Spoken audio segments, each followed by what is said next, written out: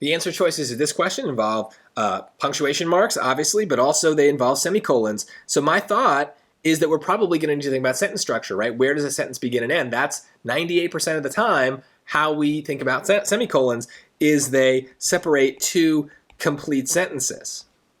Well, let's take a look at the sentence. Joshua Hinson, the director of the Language Revitalization Program of the Chickasaw Nation in Oklahoma, helped produce the world's first indigenous language instructional app, Chickasaw Basic, in 2009, an online Chickasaw TV in 2010, and a Rosetta Stone language course in Chickasaw in 2015. This isn't about combining sentences. This is a list, but it's a weird list, okay? So most of the time in English, when we list things, we use commas. However, sometimes the things that we want to list are kind of confusing because, like in this case, the things themselves involve commas. So if the things in our list involve commas, and then we want to use commas to separate the things in the list, it's too many commas. And this is the kind of like 2% rule for semicolons. So 2% of the time, this is very low. I'm kind of making up these numbers, but I'm trying to use the numbers to make a point, is most of the time, semicolons are basically just periods separating two complete sentences, and that's what you have to think about and check. Here, though, we've got this weird list thing, and it's basically when we have a lot of commas, we want to use something more visually distinctive to actually separate the pieces of the list. So let's take a look. How does this actually break down? It helped produce the world's first indigenous language instructional app, Chickasaw Basic. So I'm going to try to highlight this. I'm going to use A. I'm not saying A is right, but I'm just going to use A for now. It produces three things. The world's first indigenous language instructional app, Chickasaw Basic, and then in 2009, right? So that part's going with the green.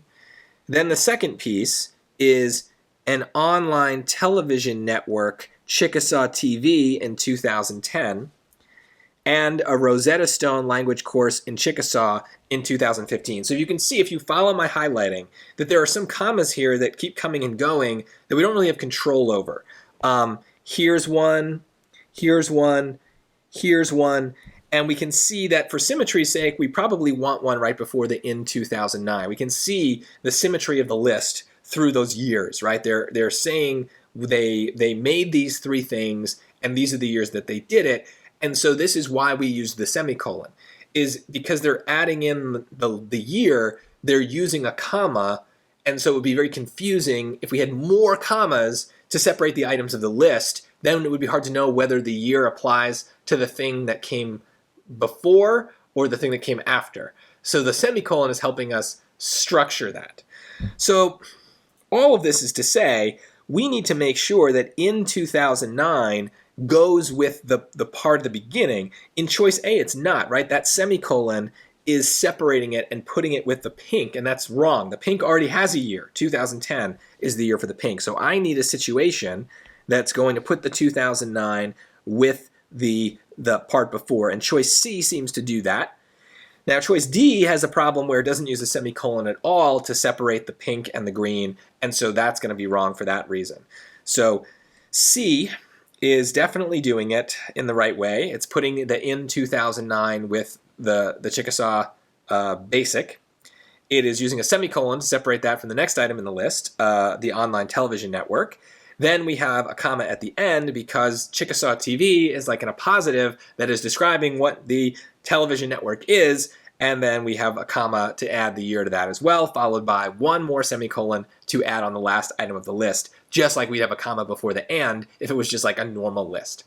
This is weird, but I also don't think it's that weird once we know it exists, because it's clearly not the normal use of the semicolon. We can probably tell that just from the answer choices, and so just kind of file this one away. It does not come up often, but yes, semicolons have this extra purpose that sometimes matters.